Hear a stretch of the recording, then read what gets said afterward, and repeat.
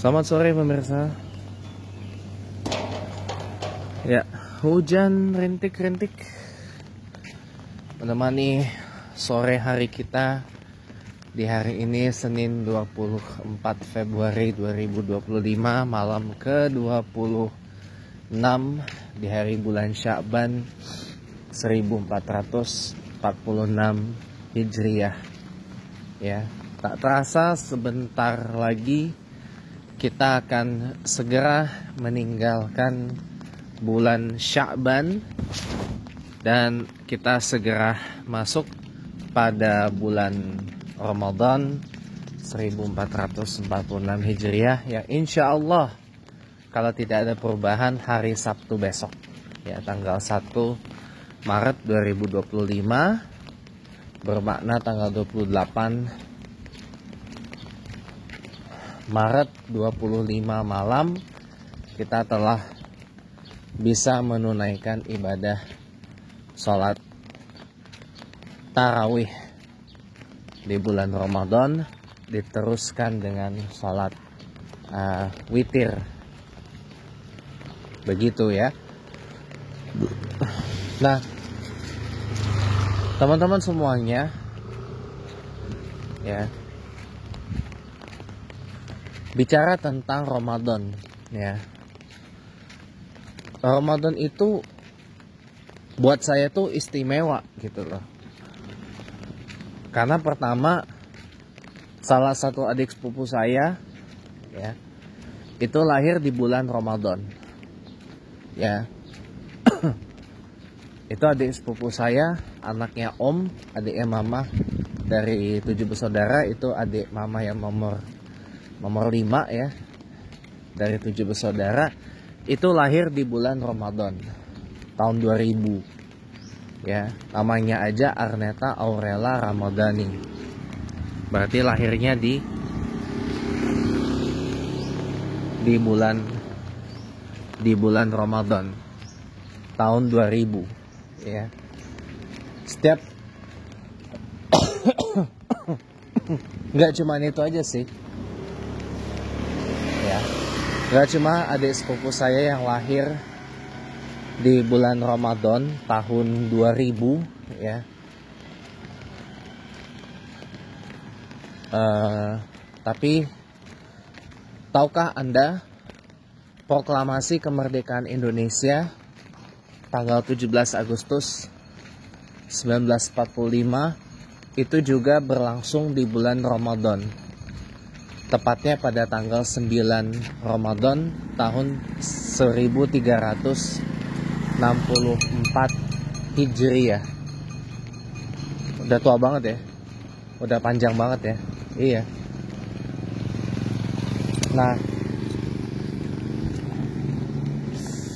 jadi proklamasi kemerdekaan Indonesia aja digelar di bulan Ramadan. Dan di masa-masa saya SMA itu, ya, di masa-masa saya SMA, Agustusan itu pas banget dengan bulan Ramadan di tahun 2010 sampai tahun 2012, ya. 17-an itu pasti barengan dengan bulan Ramadan. Jadi nggak banyak lomba-lomba yang atau kegiatan-kegiatan 17-an yang bisa dilaksanakan. Atau paling enggak kalau mau melaksanakan kegiatan 17-an, ya itu pun baru bisa dilakukan setelah buka puasa, ya, setelah iftar gitu. Itu tahun 2010 sampai 2012 pada saat hari ulang tahun Republik Indonesia ke-65, 66 dan 67 kita. Nah, setelahnya sudah di luar dari bulan Ramadan gitu loh. Bedanya kalau 2010, ya, itu saya ingat banget itu di awal Ramadan. Tanggal 7, sepekan pertama di bulan Ramadan.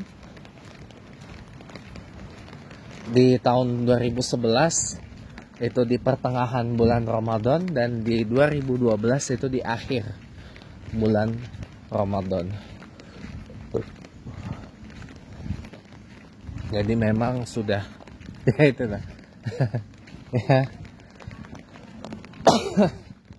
Ya itu sih. Jadi Ramadan itu bulan yang bagi saya itu istimewa gitu. Dan tahukah Anda, saya mengenang loh. Ya.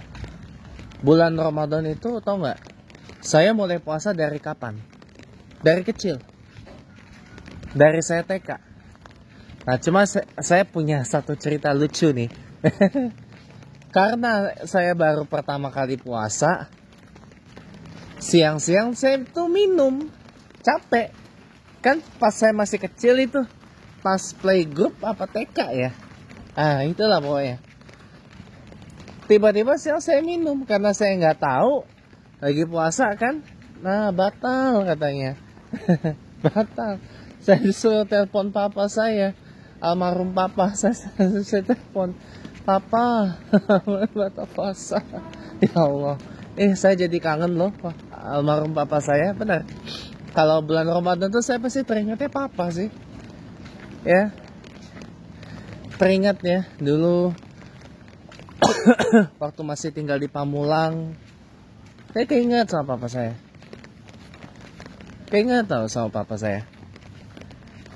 Ya, taraweh bareng, kadang di rumah, kadang di masjid, jalan bareng gitu. Saya tuh dari kecil udah puasa, teman-teman. Dari kecil saya juga udah sholat Jumat sendiri. Dari kecil saya udah sholat Jumat sendiri, tanpa papa saya. Kan papa saya kerja. Wah, langsung itu jadi apa? Jadi berita di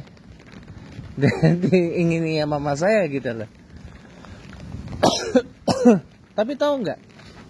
Walaupun saya anu sendiri ya, tapi saya nggak main, nggak apa gitu.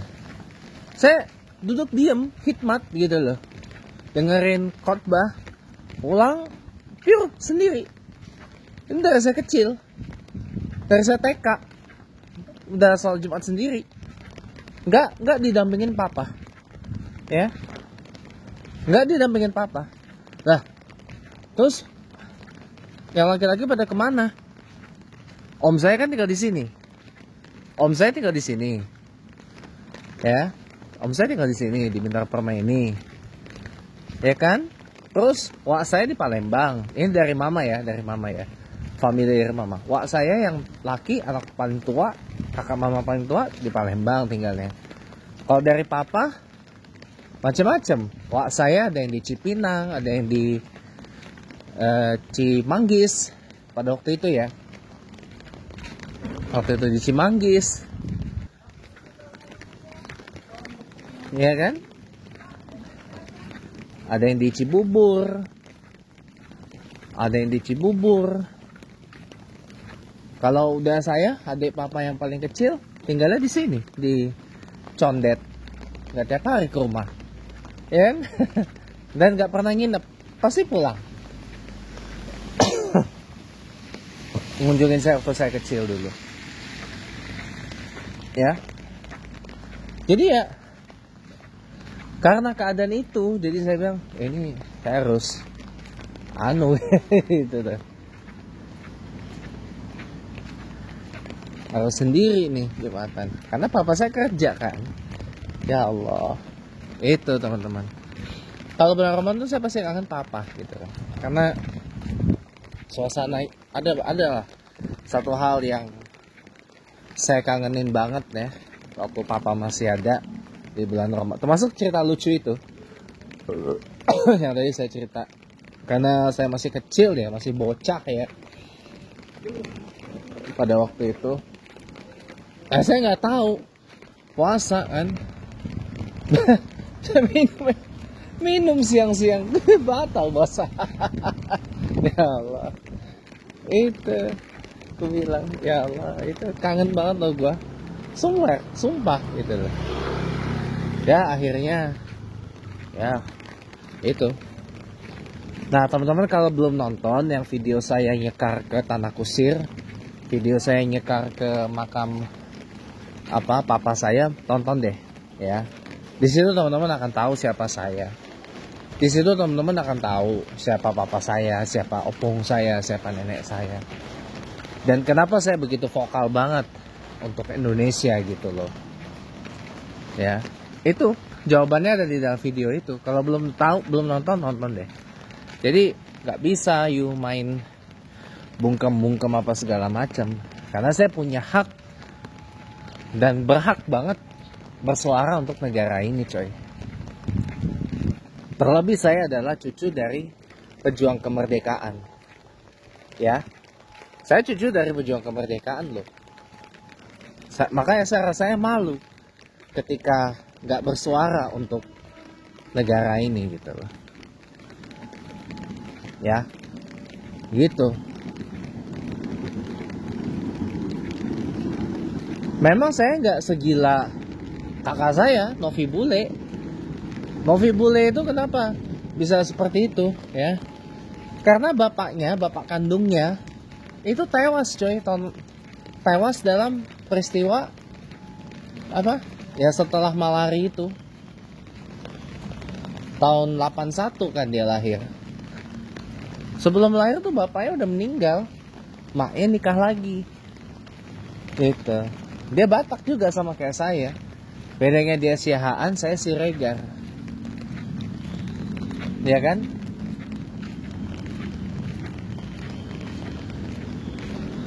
Kalau ditanya ya, biasanya jarang kalau Batak Siahaan atau Boru Siahaan itu Muslim, tapi dia Muslimah.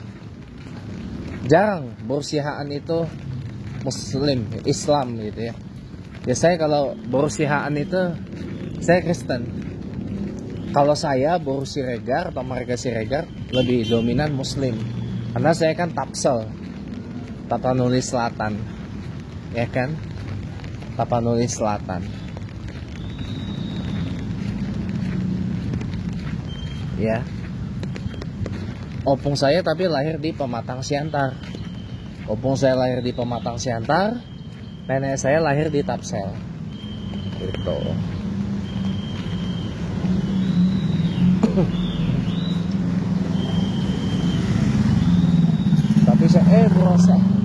Tapi semua anak-anaknya ya, kecuali yang paling pertama itu semuanya lahir di Jakarta. Semua anak-anaknya opung nenek saya itu, kakak adik dari papa saya itu semua lahir di Jakarta.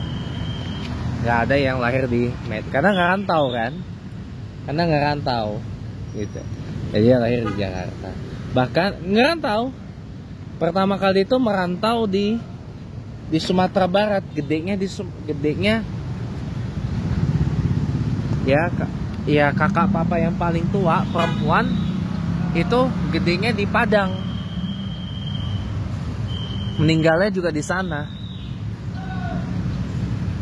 karena demam tinggi. Makamnya di mana? Di Padang katanya.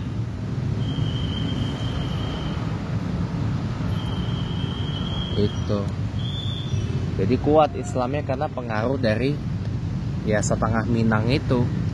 Setelah itu dari Padang baru ke Jakarta. Gitu guys. Itu kalau mau tahu siapa saya. Jadi saya ini sekali lagi cucu dari pejuang kemerdekaan Republik Indonesia. Golongan 1 lagi. Golongan tertinggi yang berjuang kemerdekaan selama 4 tahun, dari 45 sampai 49. Nah, jadi malu saya rasa kalau nggak bersuara untuk negara ini gitu loh. Terlepas dari sekarang saya punya ayah sambung atau ayah tiri yang memang abdi negara, aparatur sipil negara, abdi rakyat gitu loh. Tapi no matter what, tetap saya harus bersuara untuk negara kita ini. Termasuk, mohon maaf ya, saya pegang prinsip anti feodal dari dulu. Kenapa? 1, feodalisme itu di dalam Islam tidak ada. Berkasta-kasta, berstratifikasi kayak gitu gak ada gitu loh. Doro kayak gitu nggak ada. Saya taunya Doro Londa, nama kapal. Ada nama kapal laut Doro Londa, kapal Pelni itu. Ya.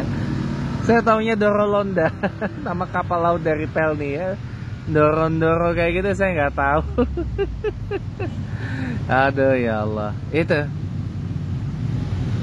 ya feodal itu saya paling anti banget ya. Itu tuh mengajarkan, feodal tuh sebenarnya ajaran pagan gitu loh, mendewakan orang, menuhankan manusia ya, karena pangkatnya, karena jabatannya, karena kekuasaannya, karena hartanya dan sebagainya gitu loh. Dan ini terjadi di negara kita.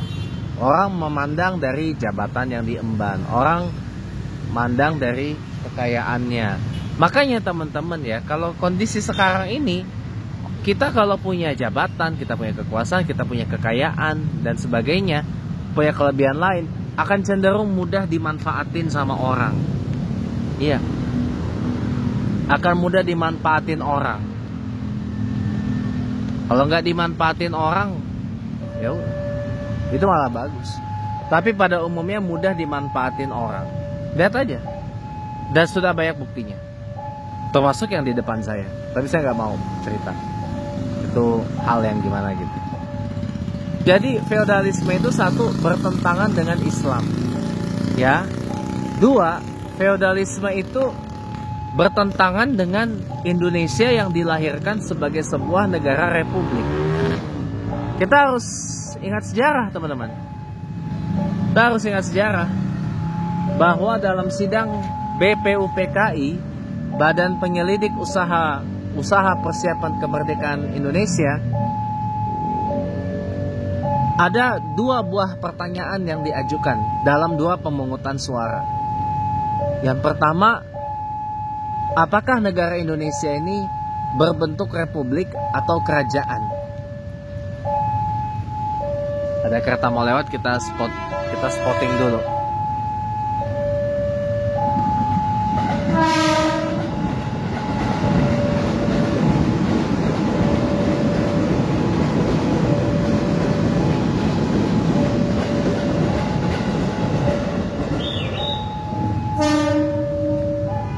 Ya.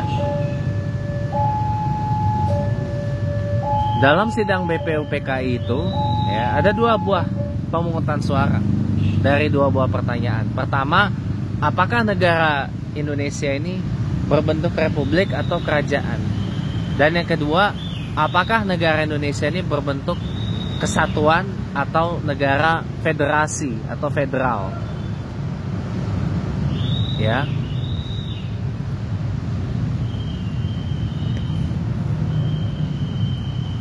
Jawabannya adalah pada saat sidang itu, mayoritas anggota BPUPKI untuk yang pertama memilih bentuk negara republik ketimbang kerajaan. Dan itu juga didukung oleh semua tokoh-tokoh Islam yang ada di dalam BPUPKI.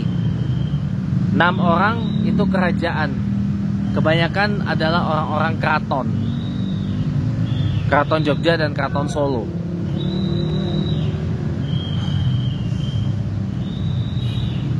Untuk yang kedua, mayoritas anggota BPUPKI memilih Indonesia ini berbentuk negara kesatuan. Mendukung idenya dari Bung Karno. Sebagian lagi mendukung idenya Bung Hatta yang menginginkan negara ini adalah negara federal. Federasi yang terdiri dari banyak negara bagian. Dan kita pernah menjadi sebuah negara federal, teman-teman, di zaman RIS, Republik Indonesia Serikat tahun 49. Terdiri dari banyak negara bagian pada saat itu.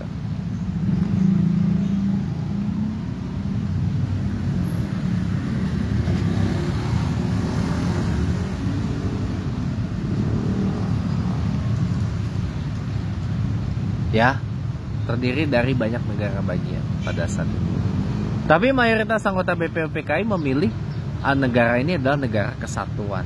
Nah, berawal dari situlah lahirlah istilah Negara Kesatuan Republik Indonesia, NKRI, Unitary State of the Republic of Indonesia, gitu. Namanya saja negara republik, masa iya kita berfeodal? Feodalisme itu warisan kerajaan. Makanya tahu nggak, dulu Indonesia ini tuh banyak kerajaannya sebelum menjadi negara republik secara nasional. Bahkan sampai sekarang pun banyak banget kerajaannya. Nggak cuma Keraton Jogja yang memang dipelihara dan dijadikan daerah istimewa. Bahkan gubernur dan wakil gubernurnya tidak dipilih melalui pilkada, tetapi melalui suksesi turun-temurun dari Kesultanan Ngayogyakarta Hadiningrat atau Kesultanan Jogja, dan itu gubernur yang titelnya Sri Sultan Hamengkubuwono itu, dan satu lagi wakil gubernurnya dari Adipati Pakualaman, dari Kadipaten Pakualaman atau Adipati Pakualaman. Pemegangnya adalah Adipati. Kalau ininya house ya atau wangsanya itu adalah Kadipaten Pakualaman. Ya, pemimpinnya Adipati Pakualaman. Ya, kita spotting dulu. Tarel spotting lagi teman-teman. Ada kereta yang liwat. Untuk saya pakai kamera belakang.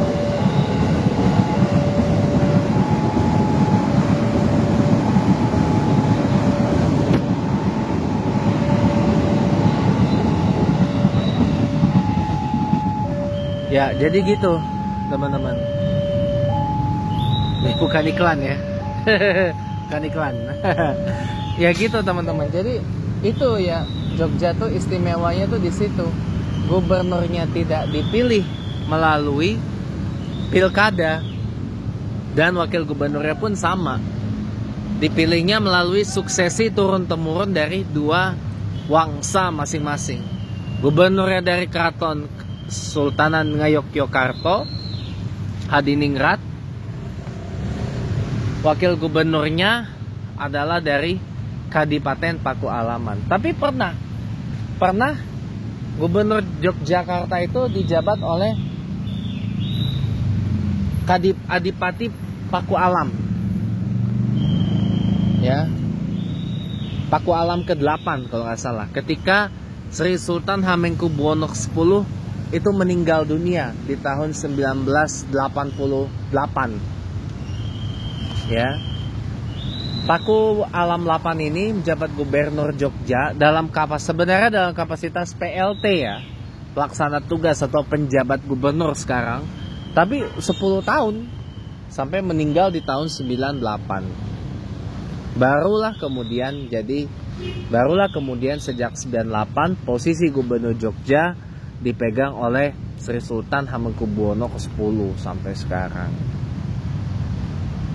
Gitu. Ya. Tapi lihat, karena sistem feodal ini ribut, Keraton Jogja dan Keraton Solo ribut. Ya, di Jogja ribut karena suksesi. Kenapa? Karena anak-anaknya Sultan Hamengkubuwono X ini kan 4-4-nya perempuan, hasil pernikahan dengan Gusti Kanjeng Ratu Hemas, sekarang Wakil Ketua DPD RI 2429.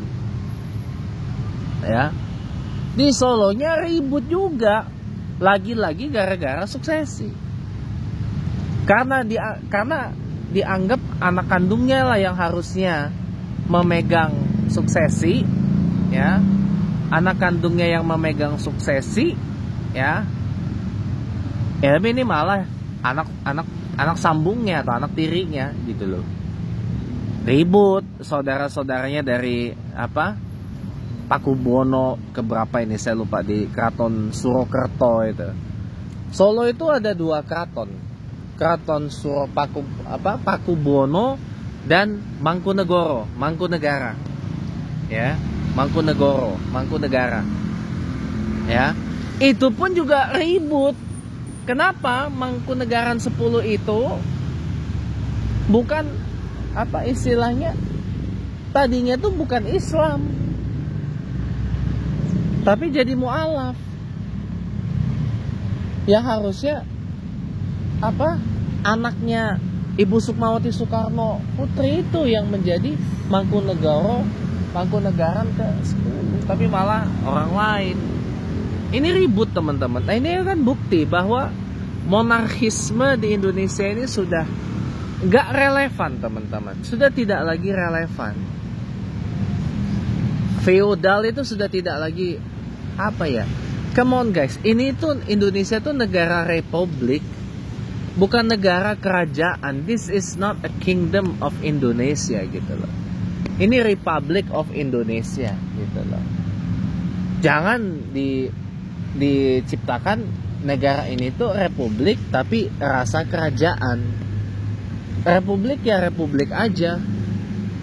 Jangan feodal di mana-mana feodal, di mana-mana feodal. Doro-doro apa segala macam, sembah-sembah, jilat-jilat, cium-cium ihur meki apa itu, ya. Jangan teman-teman, please stop yang kayak gitu. Apalagi apa? Feodalisme ini cuma melahirkan satu ajaran pagan. Apa? Menuhankan anak orang. Lalu apa? Poin kedua, pengkultusan. Pengkultusan secara membabi buta. Jadi dianggap wah ini sudah wakil Tuhan gitu loh, utusan Tuhan gitu ya, apostolos kalau bahasa Yunaninya, atau prophet. Waduh jangan. Bahkan lebih dari Tuhan, titisan Tuhan, ya titisan dewa. Waduh ngeri kali bah. Jangan yang begitu-gitu tuh jangan. Jangan teman-teman, jangan, please stop gitu loh. Jangan, berhenti yang kayak gitu. Kita sudah sepakat menjadi negara republik, benar gak? Kita sudah sepakat jadi negara republik. Kalau negara republik, maka berepubliklah dengan baik dan benar. Ciri paling mentereng dari sebuah negara republik apa? Egaliter, egalitarian, setara. Yang kaya, miskin, pejabat, rakyat jelata itu setara teman-teman. Ya spotting dulu kita ya, ada kereta mau lewat. Gimana?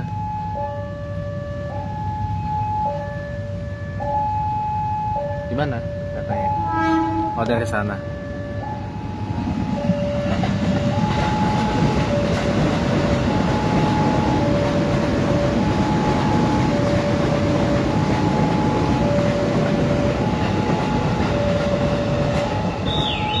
Ya, jadi kayak gitu teman-teman. Berhentilah feodal kayak nggak penting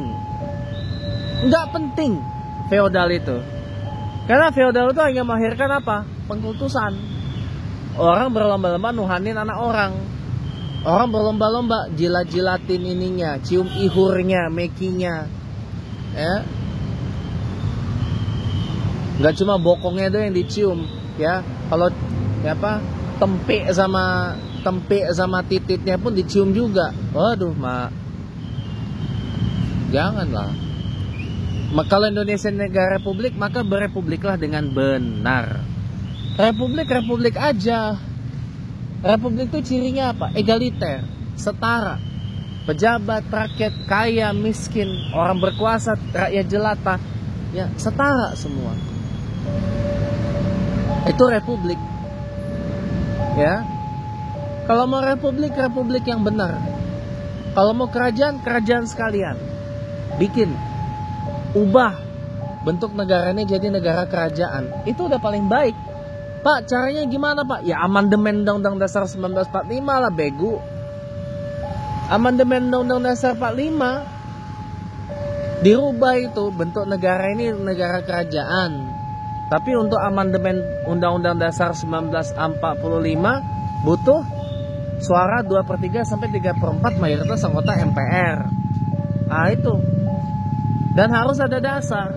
Kenapa Indonesia harus dirubah jadi kerajaan? Itu. Jadi sudahlah, kalau mau negara republik aja, nggak usah berfeodal gitu loh. Semua dari kita sama, setara kalau mau republik itu. Tapi tetap kita harus punya sopan santun, kita harus punya adab. Itu. Ingat, kita Indonesia tuh punya nilai, punya value, punya tradisi dan adat budaya ketimuran yang kuat. Yang tadi pagi saya selalu bilang tuh, tepo seliro. Nah, spotting dulu.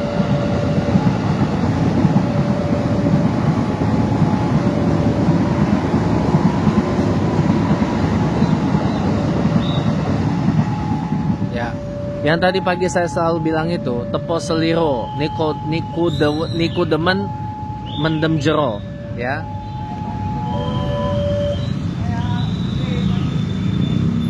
Niku dur mendem jero. Tuh contohnya. Makanya jadi buat teman-teman semua, ya, ini saya kasih tahu, ya, saya kasih tahu Anda. Kalau mau republik aja. Kalau mau kerajaan sekalian. Gak usah nanggung-nanggung. Capek. Ya. Capek.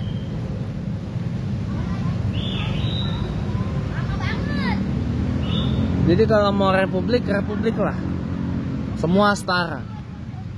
Ya. Gak memandang ini dan itu. Dan wujudkan yang namanya kedaulatan rakyat. People's sovereignty. Ya, republik itu artinya apa? Respublika, kembali kepada rakyat, kembali kepada masyarakat. Ya, respublika.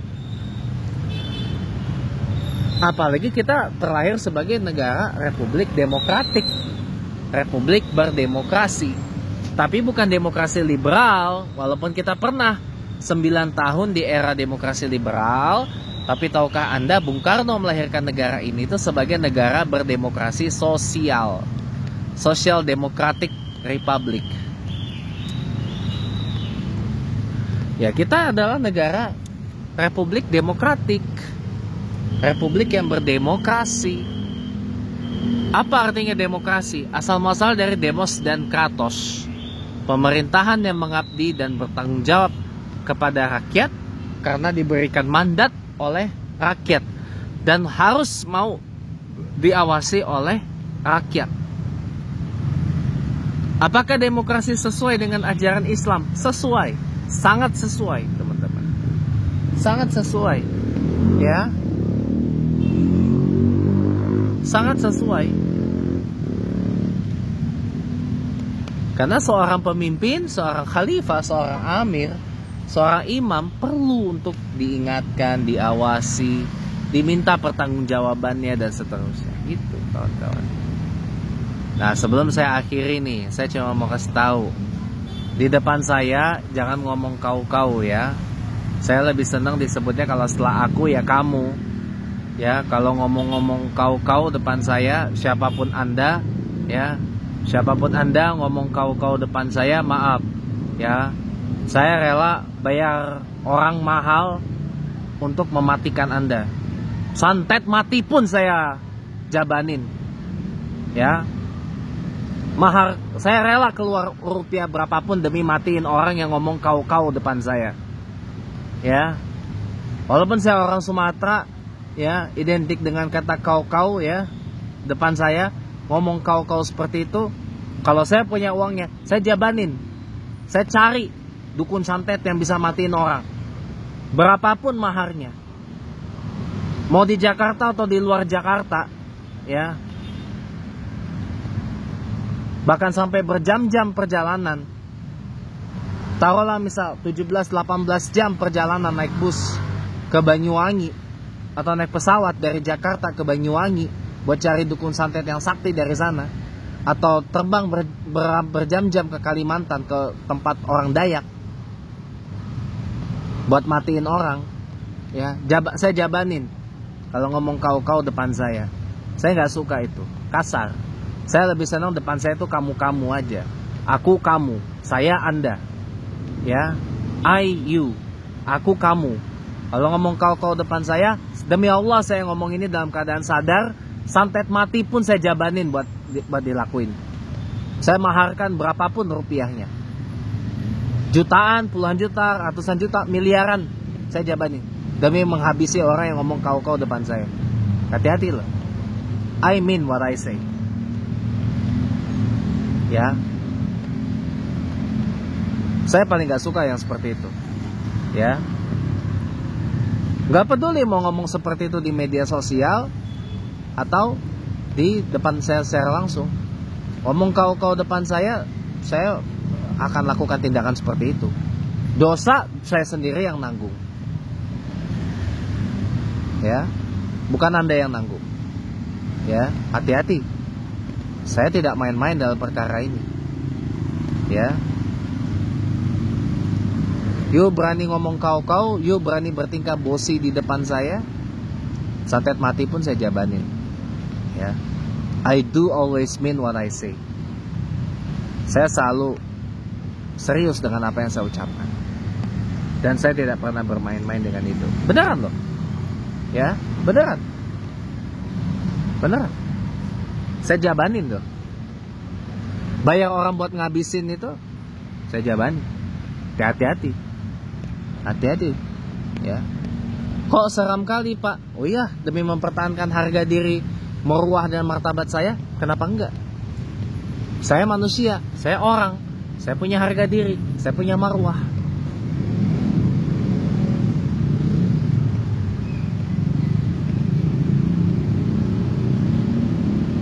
Ya, saya punya harga diri, saya punya marwah yang harus saya jaga. Ya, saya nggak rela harga diri, marwah dan martabat saya dihancurin. Ya, dan saya akan lakukan apapun itu, bahkan bertaruh nyawa untuk mempertahankan marwah, martabat dan harga diri saya. Catat itu baik-baik. Ya, jadi kalau bertingkah bosi atau ngomong kau depan saya, mohon maaf, itu yang akan saya lakukan. Yang tadi udah saya sebut. Ya, maaf saya terpaksa share. Ini hanya warning aja. Ya, sama saya kalau mau do good, I'll do good. Tapi kalau you wanna do bad, I'll do bad. Itu aja. Simple. Ya. Jadi ngomong depan saya kamu, ya. Pakai kamu, jangan pakai kau, ya. Pakai kamu kalau ngomong depan saya. Ya, aku kamu kalau mau. Oke? Ya. Dan jangan bertingkah bosi depan saya. Ya, jangan bertingkah bosi depan saya. Ya, saya ini adalah orang bagian dari orang yang bikin negara ini merdeka. Bukan orang sembarangan saya ini. Maaf kalau saya agak sombong pada kesempatan ini. Ya. Saya ini adalah bagian dari orang yang bikin negara ini merdeka. Yang bikin negara ini tuh lahir. Kalau nggak ada opung saya, nggak ada para pejuang-pejuang veteran lain, terutama yang golongan, ya semua golongan lah, terutama yang golongan 1, ya. Negara ini nggak akan lahir, Borjong. Indonesia ini nggak akan ada, bajingan. Ya.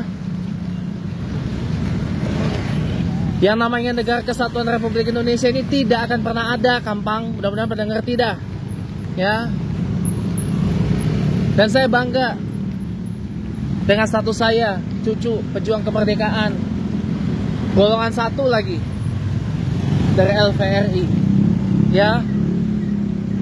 Jangan main-main. Saya adalah bagian dari orang yang memerdekakan negara ini, dari pihak yang melahirkan negara ini. Ya, yang memerdekakan Indonesia dari penjajahan Belanda dan Jepang, tahu nggak? Sudah dijajah Belanda, Jepang, dijajah lagi oleh Belanda, oleh British lewat NICA, dijajah lagi, ya, sampai benar-benar bisa kembali lagi jadi NKRI per tahun 1950, asal tahu, ya. Jadi jangan sembarangan di depan saya, ya. Saya ngomong begini bukan berarti saya minta di-treat secara khusus, enggak. Saya tidak minta itu. Ya, saya tidak minta itu. Saya tidak minta special treatment. No. Tapi saya hanya ingin tekankan siapa saya. Ya, dan saya ya adalah orang, manusia. Ya. Dan saya sama-sama orang Indonesia. Jadi jangan pernah belagu. Jangan pernah engi. Ya. sama-sama makan nasi, sama-sama makan beras, ya jangan ini. Pesan saya. Baik, terima kasih telah menonton. Selamat sore, merdeka.